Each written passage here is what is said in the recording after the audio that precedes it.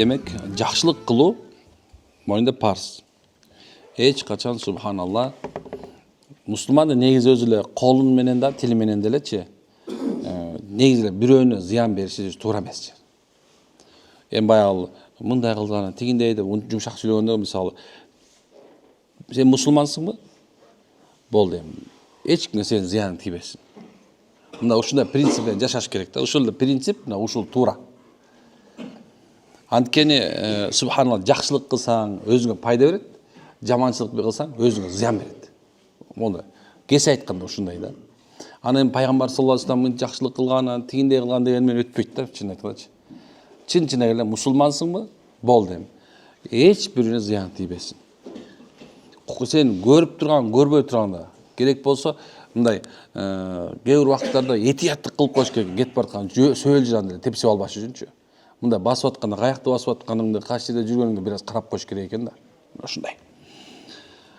Эми айтып аткан пайгамбар саллаллаху алейхи вассалам, эми эгерде дейт, силер өлтүрө турган болсоңор, анда жакшы абалда өлтүргүлө. Керек болсо мисалы бир адамга кан деп коет да турабы? Бизде деген исламда деген жок да мындай жөн эле эме кыла бербейт. Мындай сиз менен биз субханалла жөн эле киши өлтүрөлбөйт. Нахак деп коет, акысыз жок кан өлтүрүлбөйт.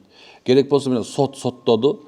Ошонун мисалы башын алып аткан мезгилде дагы ага эмне кылыш керек экен? Жакшы мамиле менен өлтүрүш керек экен. Эми согуш талаасында бул бир жөн.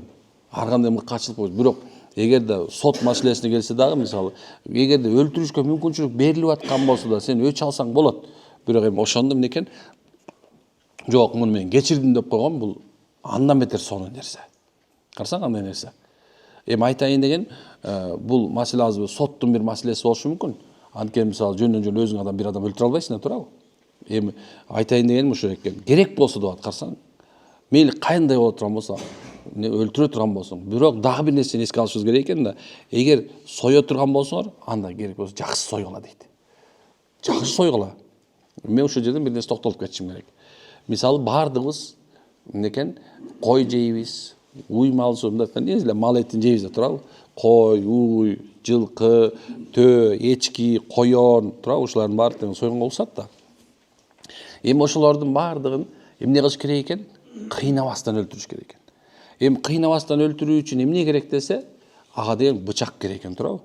Эми сое турган бычагыңды мисалы курбанчылык кылып атканга эсеп болсо, значит, добак деп коем да, жанагындай союуда, эмнекен ушул баарыбызга тең эле керектүү мондай чоңураак бычак болуш керек экен, жок. Эмеси муну ушундан бир аз чоңураак, бир мынчалык болуш керек дейт кээ бир китепте. Муну ондай чоңураак болуп, анан мындай мондай тартканда, башын тартканда, бир тартканда 4 тамырды кесип кете турган болуш керек экен да. Сразу мындай кыйнабаш керек.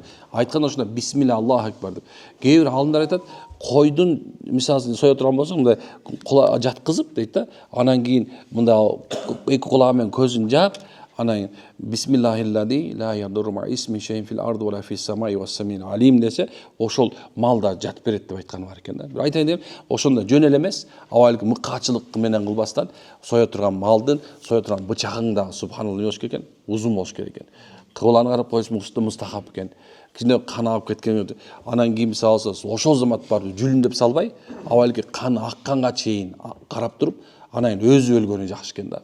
Керек болсо мал сое турган болсоң да, эмне экен бул эми малды өлтүрүш, жок, малды союш бул мыкаачылык эмес. Буну Алла Таала сиз менен бизге эмне үчүн жараткан? Тамак кылуу үчүн жаратылган. Чын жана бүт мына күн, ай, баардык нерсе биздин кызматыбызга турат да, туурабы? Эми арал ошол керек болсо сое турган болсоң, малды дагы эмне кылбаш керек экен? Кыйнабай союш керек экен. Бычак кандай болуш керек экен, жигиттер? Курч. Бир тартып кескен жакшы. 2 тартып кетсе болот. 3 тартып, 4-үнчүсү уже макру болуп баштайт экен. Түшүнөсүздөр, мына жырып эмес да, тартыш керек экен. Чоң малды дагы. Төөнү болсо субхана билесиңер, эмесин жана бу мойнундан эмес, төштөн кесет. Ошондо тартып иш керек экен. Мына ошондо субханалла мындай кыйнабай сойгон болот экен. Силердин араңардан жандык сое турган адам бычагын курчутсун. Жандыкты мууздаганда анын жанын жеңил чыгарсын деп пайгамбарыбыз улап хадис айткан экен. Демек бычагын курч, жанын жеңил чыгарышың керек экен. Мыкаачылык бизге тиешеси жок. мусулманды мыкаачы болушу мүмкүн эмес. Ислам дини ушунчалык жеңил анан адамдардын жүрөгүн жумшартып салат. Мисалы алса, ла илаха иллаллах деле мисалы дайыма кайталай тура элечи. Же болсо мисалы я рахман деген Алланын мээримдебесин, я рахман деген мисалы күнүнө 125 жыл айтып жүрө турган болсо, ошонун жүрөгүнө мээрим келет экен. Эгер силер адамдардан мээрим көрүңөр келсе, я рахманды айтып, бир аз мындай дем салгандай болуп коюш керек. Карасаң, имам Газали рахмат алейхи айтып, я рахман деген Алланын сыпаты. Эгерде кимде ким айтып жүрө турган болсо, жүрөгүнө мээримдик келет экен, жана тегеректерине мээримдик келет экен. Машалла. Мисалы бир адам эгерде адамдардан мартабалуу болгусу келсе, я азизди 33 жолу, я биринчи я рауфту 33 жолу, анан 33 жолу я азизди өзүнө дем салып окуп жүрсө, машалла адамдардын арасында эмне болот экен? Мындай бир жүрөктөрүнө мээрим пайда болот экен. Алладан да сураганда, дуа кылып сураганыңарда, Алла, менин жүрөгүмдү өзүң жараткан макулуктарга мээримдүү кыл, жана башкалар да мага мээримдүү кыл деп сураш керек. Дагы бир жерде айткен, Алла, менин колум менен тилим менен башка зыян келтирбе, жана менин да зыяным башка бирөөнө жеткизбе деп сураш керек экен. Мусулман зыян берүүчү эмес, бүт бар калп жанакын бар. Мен гарантия айтам. Жанакындай Аллах акбарды киши өлтүрүп атат дегендер, жанагылардын баардыгы бүт жасалма, подстроен нерсе. Мусулман субханалла пайгамбар саллаллаху алейхи вассаламдын чыныгы ыйман келтирген бир да адамды нахак өлтүрбөйт. Бул калп ошонун баардыгы тең. Мууздап атпайбы, жанагы кылып атпайбы? Мунун баардыгы тең бизге тиешеси жок. Гарантия берем. Чыныгы мына мен айтам, мусулманчылыкта Куранда бир да жерде кишини өлтүр деген жери жок. Жок. Бир да жерде субхан керек өч ал дегенде дагы ал уже соттун жери болот уже. Мисалы жөнлүү барып бирөөнү өч алып жанагындай кыла албайсың. Ушундай ислам дининде бир да жеринде артта калгыла деген жер жок. Бир да жеринде субханалла ушундай баягындай мыкаачылык кылла, өлтүргүлө, жардыргыла, анан бейишке киресиңер деген нерсе жок. Жок. Мына ушунча жылдан бери китеп окуп келатам, бирок бир да жеринде мынакей эгер моунт бар, четинен бар өлтүрө калла деп жазылган окуган эмесмин чын. Устаздардын алдына канча сурасак да мындай таң калып, эмне киши өлтүрөт бекен деп сурашчу да. Мусулман киши өлтүрүшү мүмкүн. Билбей өлтүрүп алышы мүмкүн. Сүзүп кетиши мүмкүн. Атылып кетиши мүмкүн мылтык, мисалы охотада жүрүп. Бирок субхана уштап кара, пайгамбарыбыздын дагы бир нерсеси бар. Бирөөнө мындай мылтык эмес. Мындай темир бар го, мону кезебегиле дейт. Шунтасың, мылтык менен бирөөнү темир менен керек болсо, монтип жана кээде машина минтип ойношот го. Жок, антип так болбойт. Бул туура эмес. Шунтасыңарбы? Ошон үчүн баардыгыбыздан субханалла эмне болушубуз керек экен? Колдон келишинче мээримдүү болушубуз керек экен. Ошонун себебинен айтайын деген нерсе мушуреки, качан надандар адамдарга акыл үйрөтүп калганда, анда башыңды жерге катып алып жатыш керек болот да. Болбосо сен да ошо бузукка түшүп болуп каласың. Эмне деш керек? Башка эмне дей аласыңар? Кандай нерсе айтасыңар?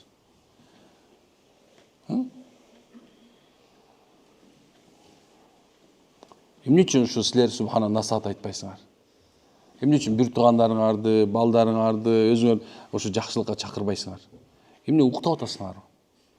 Эмне үчүн субханалла силер ответственныймын дебейсиңер? Эмне үчүн силер мен жоопкерчиликтүүмүн деп ушундай бир кейип переживать этип койсуңар? Переживать этпейсиңерби?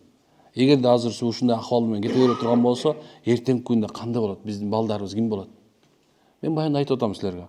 Карасаң канча деген аялдар кулак мурдун баарын тешип алган, жарты чачы жок. Канча деген эркектер наколкалар менен жарым турси шорти деп турси кийип алып көчөдө жүрүп.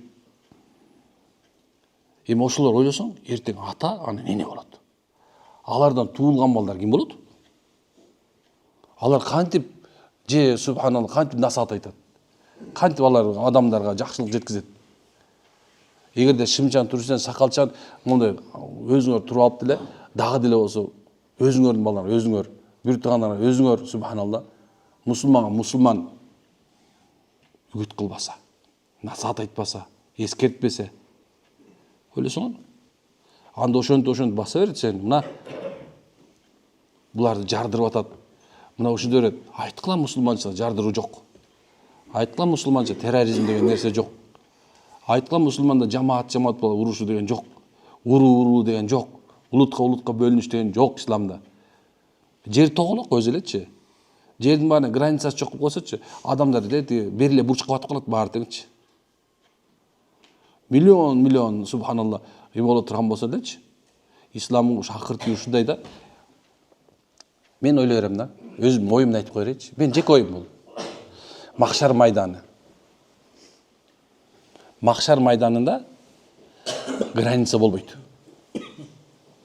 Адам атан баштап кыямат күнгө чейинки адамзаттын баары бир эле жерде туруп батып калат. Баарынын субханалла проблемасы асманда карап турат деп атпайбы? Баарлык мен эмне кылып сурак болот экен деп. Ошондой элечи, эгерде бул жер жүзүндө махшар майданындагыдай тура турган болсокчу, анда бирөөнүкүнө кызыгуу, талашуу, тартышуу, ызычуу, өлтүрүү, тепкилөө, көрө албастык кылуу деген нерсечи вообще көрүнбөй калат. Төлгү эле жакшылык кылсам, мээримдүү болсом деле чуркуп калат адамдарчы. Бир учел субханалла, бир мына катуу болуп кетирген болсо, бул жер жүзүндө Нух пайгамбардын заманында, Нух пайгамбар болуп турганда, адамдар жердин үстүндө монду бир крышадан түшпөй, жерди толонуп калып кеткен. Жерди мынтип качкан. Жерди монду крышадан түшпөй өлөсөң, биринин үстүнө ошо жерди элдин көптүгүнөн крышадан монду жерди айланып койсо болмок дейт. Элестетип атасыңарбы? Кытай ирындап калат, Индия ирындап калат. 1-2 миллиард эли менен эчтеке жарабай калат. Жер жүзүндө триллион адамдар жашаган. Мына ушундай. Ошону субханалла мээримдүү боло тургандар. Өзүбүздүн субханалла милдетибизди унутпайлы. Өтөнчү эркектер жоопкер. Аялың намаз окубай өлүп кетсе жоопкер болосуң. Балаң намаз окубай өтүп кетсе жоопкер болосуң. Карындашың, күйөө балаң, субханалла, неберең. Ушундай. Аракет кылабызбы эми? Эмне алып аракет кылабыз эми? Кантип насаат кыласыңар? Ай, машалла. Туура. Өзүбүздү оңдоп башташыбыз керек. Үйгөр менен аланча жайт дебейсиңер. Игорь мындай айтабыз машалла. Ассаламу алейкум. Игорь, ассаламу алейкум. Жакшысыздарбы? Машалла. Ой, чөтө бүгүн бияк кирип алып калдым го. Эчтеке кел мен жинай коеюн дейсиң да. Ой, эмне булар менен топтоп койгонсуңар? Деп барат. Машалла. Бир нафсини сындырып коеюнчу деп мындай жардамдашып коесуңар, машалла. Тура. Төшөк карасаң салына эле экен. Мен уктай чарчап көлдүм, деп кирип, машалла, келгенче экөөбүз сала коелу деп сала коесуңар, машалла. Бир аз тамак даяр болбой кала турган болсо, бир аз күтүп коесуңар, машалла. Туурабы? Мына ушул биздин апе, бул атабызга эмне болгончу да? Мындай температурага градус салып ийишим керек да. Мында башыңды кармап, эмне айтасыз, субханалла. Бүгүндөн баштап мен чыныгы жарчы болом дейсиң. Мен имандын жарчысы болом бүгүндөн баштап. Мен бүгүндөн баштап чыныгы ата болом, машалла силерге. Мен сен чыныгы күйөөң болом, машалла. Сен ооруңду ордо, жеңилден жеңил көтөрөм, машалла. Деген нерсе менен эмне алышыбыз керек экен? Бирибизге иншалла жакшылыкка чакырабыз, Анда амин. Субханалла. Машалла, анта астагфирулла.